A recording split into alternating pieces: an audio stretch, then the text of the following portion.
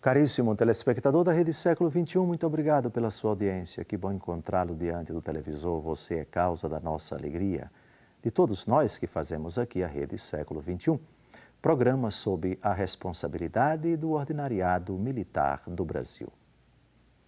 Continuamos a nossa catequese sobre os pecados contra o mandamento primeiro da lei de Deus, amar a Deus sobre todas as coisas, no âmbito da caridade.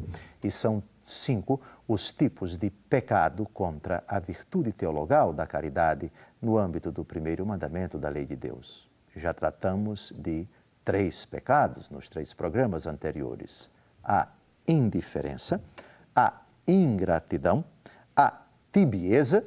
Hoje vamos tratar do 4º tipo de pecado, que é a assédia ou preguiça espiritual, e no próximo programa, talvez o pior deles, o pecado do ódio a Deus.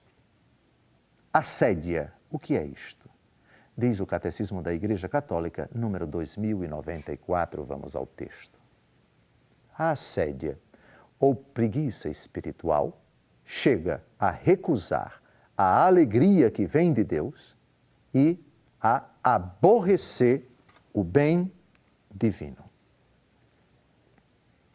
A assédia ou preguiça espiritual é aquela espécie de letargia, aquele sono perverso, malvado, que desmotiva a pessoa a mover-se em direção a Deus. Ela sente um tédio profundo só quando ouve falar das coisas de Deus, das suas obrigações diante de Deus. Oração, para ela, é um peso tremendo. Eu não aguento, eu não suporto, diz o preguiçoso espiritual. Ler a Bíblia para ele é um sacrifício tremendo. Talvez ele leia qualquer porcaria.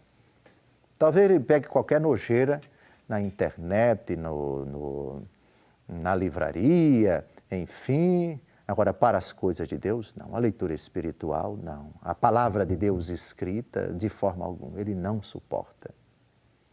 E tudo aquilo que toca o bem divino, a bondade de Deus, a sua providência, os seus mandamentos, os seus sacramentos, as maravilhas que Deus operou, a obra-prima de Deus, que é a sua Santa Igreja, ele fica aborrecido com isso.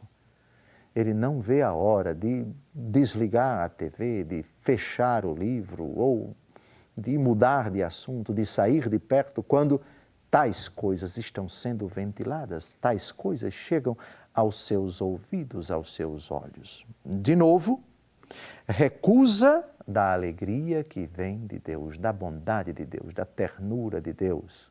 Não, obrigado. Obviamente que essa preguiça espiritual pode trazer consequências ulteriores.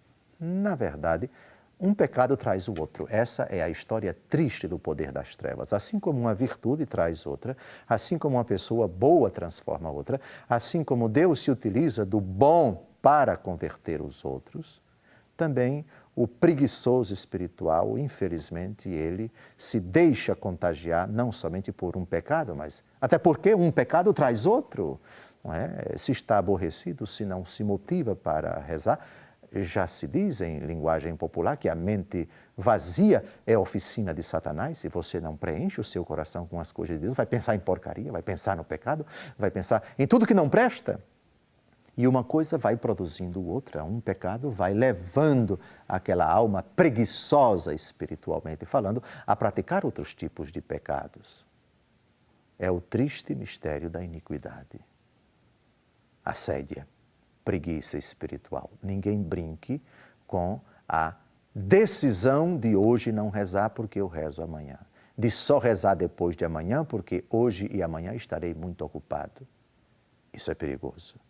Isso pode levar a pessoa a se desmotivar das coisas de Deus, a negligenciá-las, a recusá-las e até a ficar aborrecido, simplesmente com a ideia de Deus, com a presença de Deus, com as coisas de Deus, com os bens divinos, com tudo aquilo que é sagrado.